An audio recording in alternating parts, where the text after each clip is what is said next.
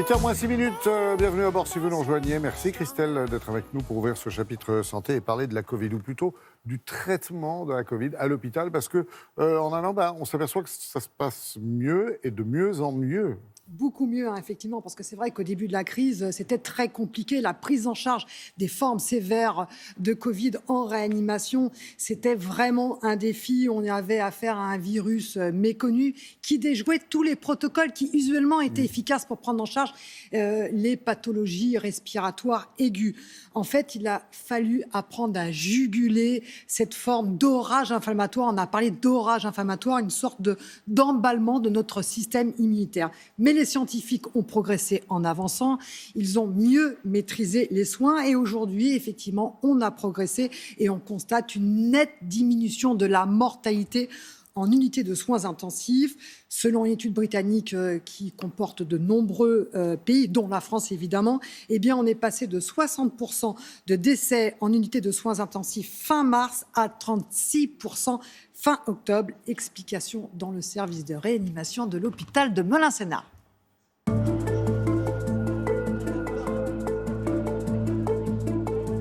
Par rapport à il y a strictement un an, l'élément principal qui a changé, c'est qu'on essaye d'éviter l'intubation et la ventilation invasive des patients.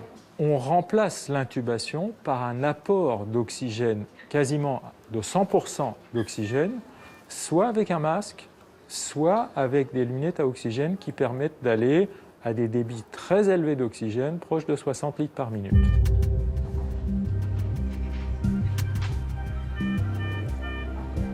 Le fait de ne pas intuber les patients permet de ne pas les endormir, de ne pas faire d'anesthésie générale, de ne pas utiliser de médicaments paralysants, ce qui fait que la perte de masse musculaire ne survient pas dans ce contexte-là.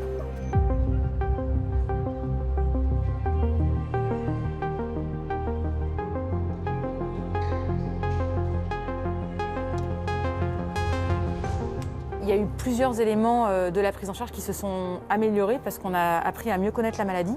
La première chose qui a été majeure, c'est la corticothérapie, puisque une grande partie de l'effet de la Covid-19, c'est surtout d'avoir ce qu'on appelle l'aura cytokinique, donc le système inflammatoire qui va aller attaquer le poumon de manière massive.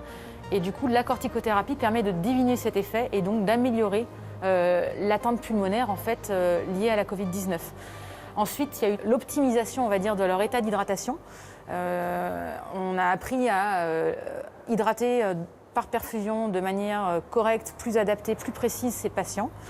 Et enfin, la dernière chose, c'est que la Covid-19, ça donnait des effets secondaires vasculaires avec des problèmes d'embolie, de phlébite. Et en fait, l'optimisation du traitement anticoagulant a également permis d'améliorer le pronostic et de diminuer la mortalité de ces patients. Donc c'est l'ensemble de ces trois choses, et en particulier la corticothérapie, qui fait qu'on a une mortalité qui a diminué entre la première vague et maintenant.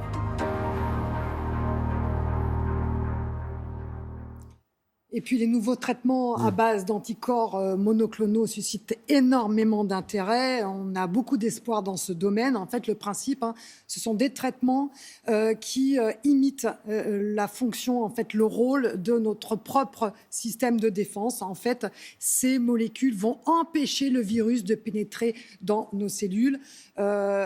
Plusieurs doses, 4500 doses ont été distribuées dans 60 établissements.